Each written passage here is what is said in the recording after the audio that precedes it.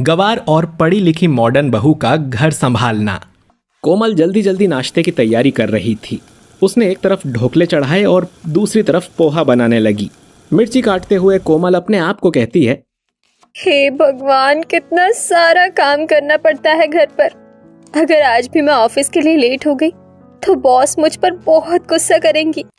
कोमल पोहा और ढोकले बनाकर टेबल पर लगा देती है और साथ ही वो अपनी नंद कनक का टिफिन पैक करती है और कनक को देते हुए अपनी सास से कहती है, माँ जी, मैंने नाश्ता टेबल पर लगा दिया है और साथ ही केतली में चाय भी भर कर रख दी है, तो आप लोग नाश्ता कर लीजिएगा।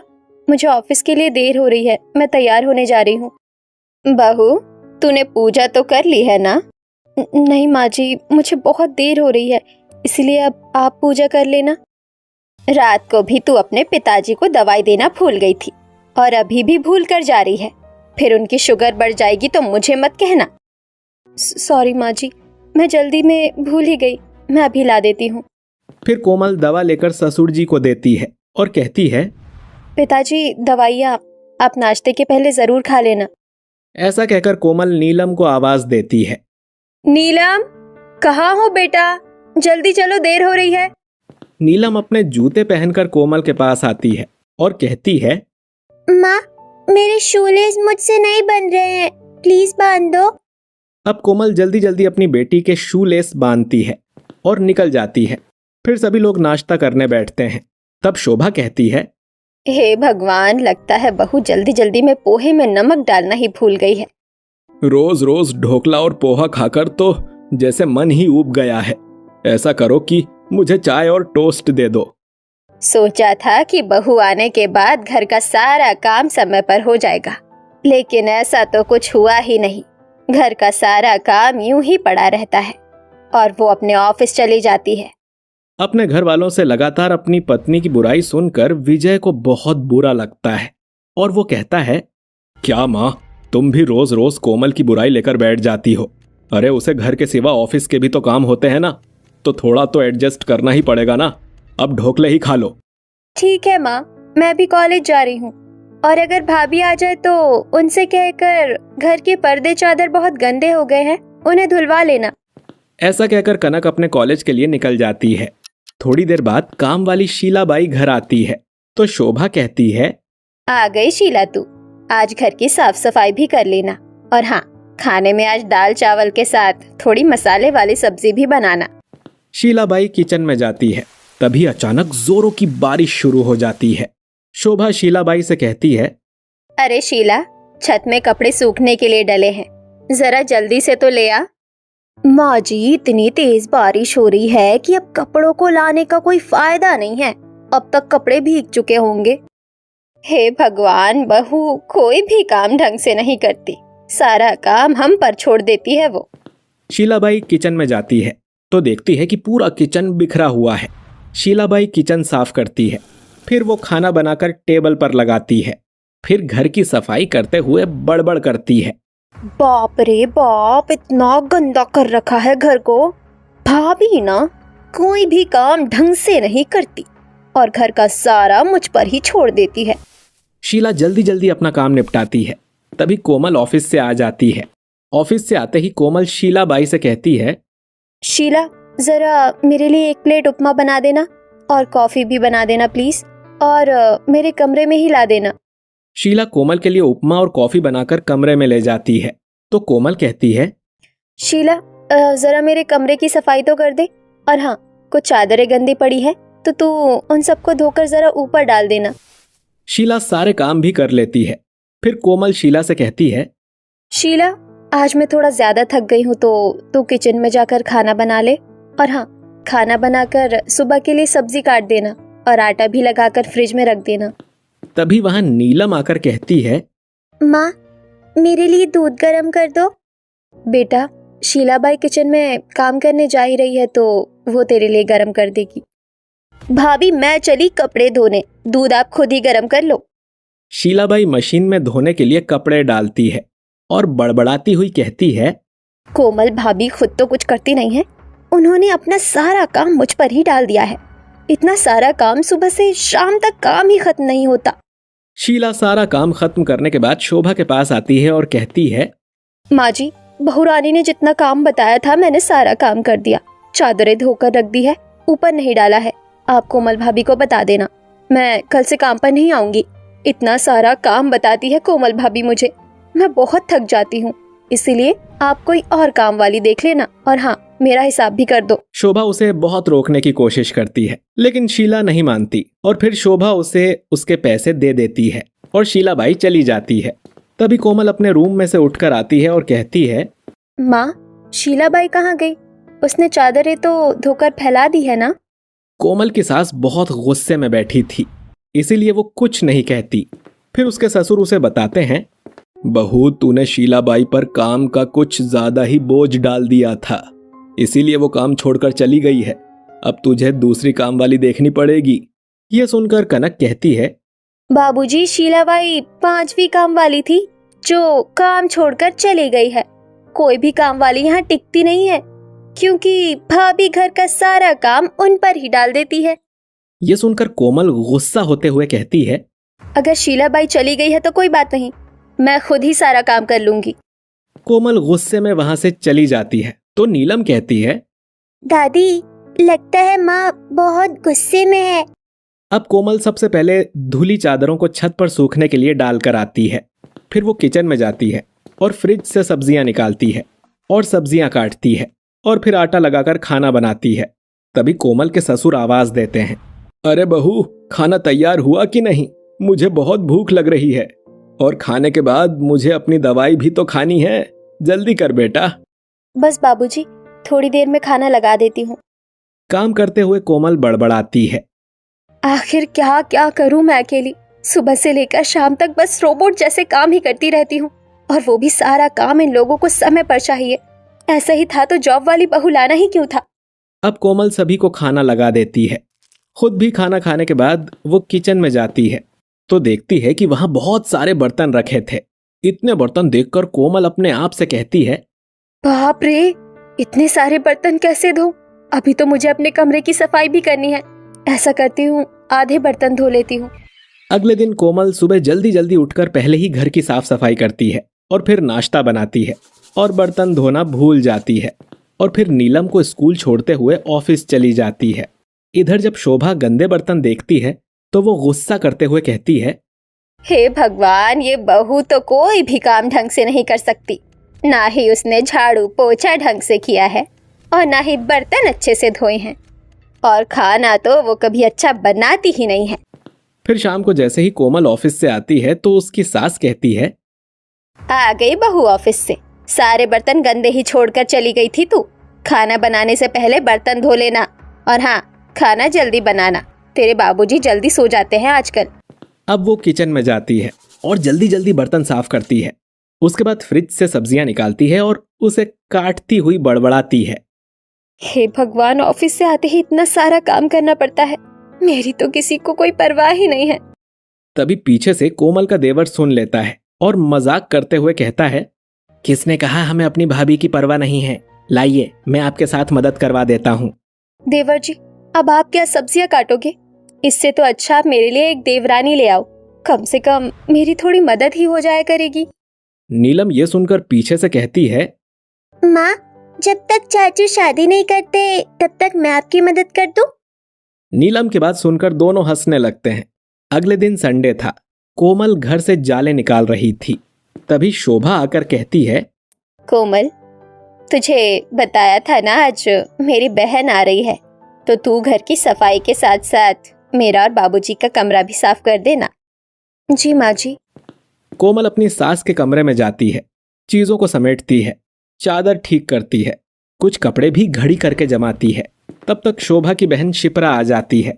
कोमल उनके लिए चाय नाश्ता लगाती है और खाना बनाने के लिए किचन में चली जाती है। उसके बाद शिप्रा अपनी बहन से कहती है, शोभा, एक इंजीनियर लड़की का रिश्ता लाई हूँ तेरे बेटे के लिए। लड़की गवर्नमेंट जॉब में है। नहीं नहीं दीदी, बड़ी बहू जॉब करती है तो उससे घर नहीं संभलता। कभी हमें समय पर खाना नहीं मिलता तो कभी घर की सफाई नहीं होती। बड़ी दिक्कत होती है। अब तो मैं सोच रही हूँ कि अपने दूसरे बेटे के लिए कोई सिंपल सी लड़की ले आऊं। कम से कम वो घर तो संभालेगी। अरे शोभा, हमारे गांव में ऐसी ही एक लड़की है, रेखा। कम पढ़ी लिखी है लेकिन घर गृहस्थी में बहुत निपुण है। तू कहे तो मैं बात चलाऊं? हाँ हाँ दीदी, आप आज ही घर जाकर उस लड़की की बात चलाना। अगले दिन सभी लोग लड़की देखने के लिए जाते हैं और जल्दी ही रेखा और राजेश का रिश्ता पक्का हो जाता है। कुछ ही दिन में रेखा बहू बनकर शोभा के घर आ जाती है। अगले ही दिन रेखा की पहली रसोई थी, तो रेखा सबसे पहले नहा धोकर पूजा करती है और फिर किचन में जाकर खाना बनाने लगती है। तब शोभा कोमल से कहती है, देख, ये होती है घर की बहू। सबसे पहले नहा धोकर उसने पूजा की, फिर किचन में गई और एक तू है, कभी पूजा करती है तो कभी पूजा ही नहीं करती। अब जाकर अपनी देवरानी की मदद करवा खाना बनाने में। कोमल किचन में जाती है तो देखती है कि रेखा ने खाना बनाने की सारी तैयारी कर ली थी। कोमल रेखा से कहती है, रेखा, लाओ, मैं खाना बनाने में तुम्हारी मदद करवा दूं। नहीं नहीं भाभी, खाना तो मैं अकेले ही बना लूंगी, आप तो बस बाहर की साफ सफाई देख लीजिए।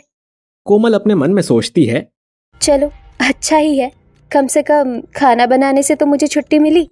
कोमल किचन से बाहर आती है और साफ सफाई करने की बजाय अपने कमरे में जाकर आराम करने लगती है। कोमल ने शादी के लिए कुछ दिनों की छुट्टियां ले रखी थीं, इसीलिए उसे ऑफिस भी नहीं जाना था। थोड़ी देर बाद कनक कोमल से आकर कहती है, भाभी, छोटी भाभी ने खाना लगा दिया है, माँ खाना खाने के लिए बुला रही है, चलो। फिर कोमल खाने की टेबल पर आती है और सभी के साथ खाना खाने लगती है। तभी बाबूजी कहते हैं, अरे वाह बहू, तुमने तो आज बहुत जल्दी खाना बनाया है और ये खाना भी बहुत ही स्वादिष्ट बना है बेटा। देखा बड़ी बहू, छोटी बहू ने आते ही घर संभाल लिया है, सारा खाना भी बनाकर लगा दिया और किचन की साफ सफाई भी करती। और एक तू है, सारा कुछ बिखरा छोड़कर ही चली जाती है। तभी नीलम खाना खाते हुए कहती है, चाची, आपने तो बहुत टेस्टी खाना बनाया है, कल से आप ही मेरा टिफिन बनाना। हाँ भाभी, और मेरा भी। हाँ हाँ, मैं आप सबका टिफिन बना दिया करूंगी और नाश्ता भी समय पर दे दिया करूंगी। फिर सभी लोगों के खाना खाने के बाद रेखा अपने सास ससुर को दवाई लाकर देती है और कहती है, माँ, बाबूजी, आप दोनों अपनी दवाई खा लीजिए, आपकी दवाई का समय हो गया है। मैंने पूरे घर की सफाई भी कर ली है और अब सिर्फ कोमल भाभी का रूम बचा है। चलिए भाभी, आपकी कमरे की भी सफाई कर लेते हैं। अब कोमल रेखा के साथ अपने कमरे में जाती है और दोनों मिलकर साथ में कपड़े घड़ी करते हैं और फिर कोमल लैपटॉप की साफ सफाई करते हुए कहती है, तुम्हारे आने से घर में काफी सारी चीज आसान हो गई है। मुझे ऑफिस जाना रहता है तो मैं घर इतने अच्छे से संभाल नहीं पाती। कोई बात नहीं भाभी, मैं आ गई हूँ ना, मैं आपकी मदद जरूर कर दिया करूंगी। काम खत्म करने के बाद रेखा अपनी सास के पास जाती है और कहती है, माँ जी, आपके घुटनों में दर्द हो रहा था ना, लाइए मैं तेल की मालिश कर देती हूँ। रेखा अपनी सास के घुटनों में तेल की मालिश करती है और उसकी सास कहती है, जीती रहो बहू, अब जाकर आराम करो, सुबह उठकर तुम्हें सबका नाश्ता भी तो बनाना है। रेखा अपने कमरे में चली जाती है। सुबह उठकर सबसे पहले पूरे घर की साफ सफाई करती है, फिर पोछा लगाती है, चादरों को ठीक करती है, पर्दों को बदलती है। उसके बाद नाश्ता बनाने के लिए किचन में जाती है। तभी कोमल वहां पर आ जाती है और कहती है, रेखा, तुमने तो सुबह ही उठकर घर का सारा काम कर लिया। हाँ भाभी, करना ही तो था, इसलिए मैंने सुबह सुबह ही सारा काम खत्म कर लिया। ठीक है रेखा, आज मुझे ऑफिस का थोड़ा सा काम था, मैं वो करके तैयार हो जाती हूँ, तब तक तुम नाश्ता और खाना बना लेना, और हाँ, साथ में मेरा टिफिन भी लगा देना। ऐसा कहकर कोमल अपने कमरे में जाने लगती है। तभी उसकी बेटी नीलम आ जाती है और कहती है, माँ, मुझे तैयार करो ना, मुझे स्कूल जाना है। बेटा, चाची का नाश्ता बस बन ही गया है, तब तक मैं थोड़ा ऑफिस का काम कर लेती हूँ, चाची तुम्हें तैयार कर देंगी। ऐसा कहकर कोमल अपने घर में जाकर लैपटॉप पर काम करने लगती है। तब कनक आकर कहती है, भाभी, मुझे मेरा साइंस का प्रोजेक्ट नहीं मिल रहा, प्लीज उसे ढूंढने में मेरी हेल्प कर दो। कनक, तुम रेखा से क्यों नहीं कहती? मुझे ऑफिस का थोड़ा सा काम है और फिर मुझे ऑफिस भी तो टाइम पर पहुंचना होता है। ये सुनकर कनक वहां से चली जाती है। थोड़ी देर बाद जब कोमल ऑफिस जाती है तो उसकी सास कहती है, बहू, ऑफिस से आते आते आज सब्जियां लेते आना। जी माँ जी। अब कोमल शाम को ऑफिस से लौटते समय रास्ते में रुककर सब्जियां खरीदती है और घर आकर किचन में रख देती है।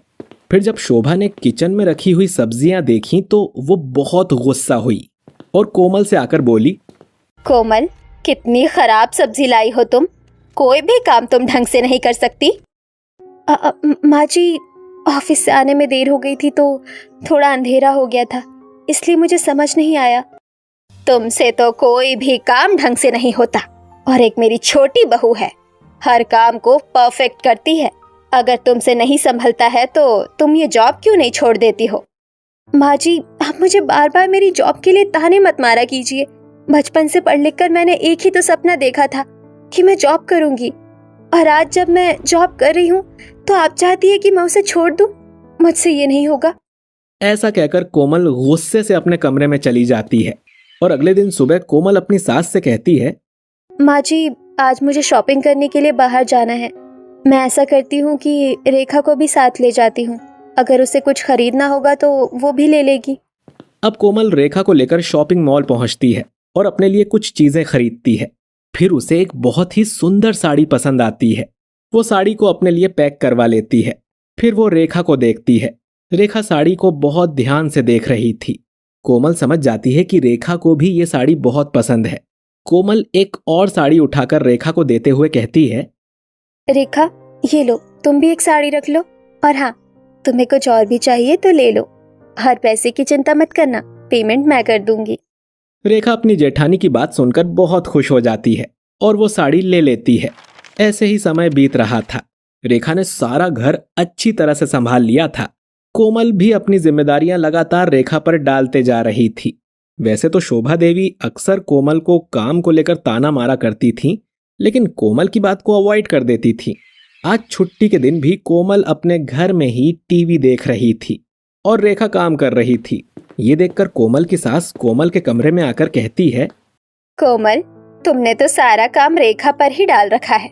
तुम्हारी भी तो कोई जिम्मेदारी है। जी माँ जी। कोमल किचन में आती है तो देखती है कि खाना बन चुका था। अब वो खाना लगाती है।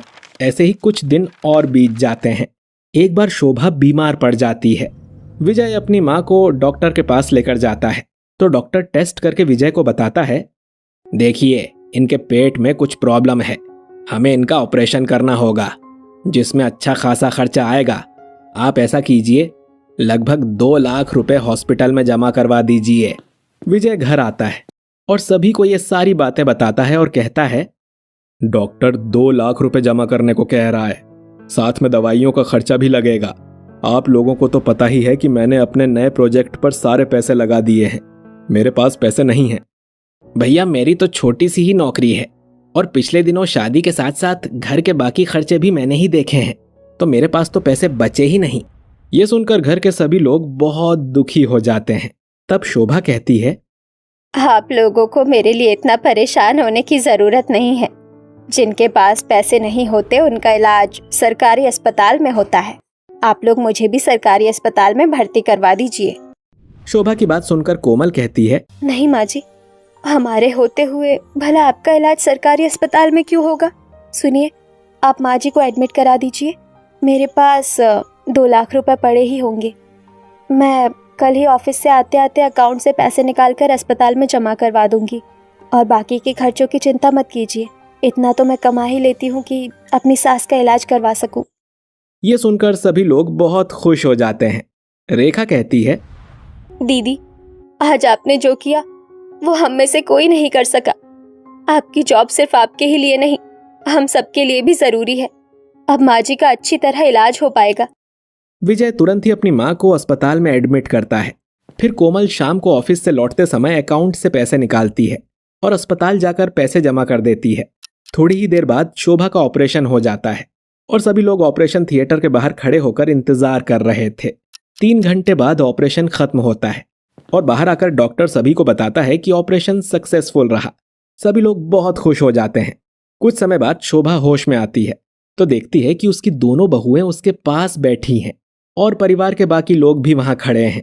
अगले दिन सुबह कोमल रेखा से कहती है, रेखा, मैं ऑफिस जा रही हूँ। मेरा रेगुलर काम करना जरूरी है, तभी मुझे पूरी पेमेंट मिलेगी और मैं घर के खर्चे में भी मदद कर पाऊंगी। हाँ भाभी, आप चले जाइए, मैं माँ जी का ख्याल रख लूंगी। कोमल ऑफिस जाती है और रेखा अपनी सास के पास रहती है। रेखा अपनी सास का कभी सर दबाती तो कभी खाना खिलाती और साथ ही वो उनकी दवाइयों का भी ख्याल रखती है। समय मिलने पर घर आकर घर के काम भी करती है। तो दूसरी तरफ कोमल ऑफिस में ओवर टाइम करती है, क्योंकि उसे इस बार पेमेंट के साथ साथ एक्स्ट्रा बोनस भी चाहिए था, ताकि वो घर के खर्चे में कुछ और मदद कर सके। जल्द ही शोभा ठीक हो जाती है और अपने घर आ जाती है। तभी कोमल कहती है, माँ जी, मैंने पूरे महीने ओवर टाइम किया है और मुझे पेमेंट के साथ बोनस भी मिली है, इसीलिए मैं आपकी दवाइयों के साथ साथ घर के खर्चे में भी मदद कर पाऊंगी। तभी रेखा सूप बनाकर लाती है और कहती है, माँ जी, ये लीजिए गर्मा गर्म सूप, आपको अच्छा लगेगा ये पीकर। ये सब देखकर शोभा कहती है, मेरी दोनों बहुएं बहुत अच्छी है। कोमल, मुझे हमेशा लगता था कि मेरी बड़ी बहू जॉब करती है, इसीलिए वो घर नहीं संभालती, लेकिन मैं ये भूल गई थी कि जॉब करने से पैसे आते हैं और पैसे समय आने पर काम आते हैं। आखिर ऑफिस में भी तो काम करना काम ही होता है। मुझे माफ कर दो कोमल बहू। और रेखा बहू, तुम अगर जॉब नहीं करती तो मुझे घर में योगदान है। तुम घर संभाल लेती हो, तुम हमारा ख्याल रख लेती हो। मेरी दोनों बहुएं मेरे लिए अनमोल रतन है और कोई किसी से कम नहीं है। ये सुनकर कोमल और रेखा बहुत खुश हो जाती हैं। फिर कोमल रेखा से कहती है, रेखा, तुम घर में रहती हो और इतना सब कुछ संभालती हो, इसलिए मैं थोड़ी आलसी हो गई थी, लेकिन अब मैं तुमसे वादा करती हूँ कि मुझे जब भी समय मिलेगा मैं तुम्हारे साथ घर के कामों में भी मदद करवाऊंगी। दोनों बहुओं की बात सुनकर घर के सभी लोग खुश हो जाते हैं और इस तरह शोभा देवी अपनी दोनों बहुओं के साथ मिलजुल कर खुशी खुशी रहने लगती है।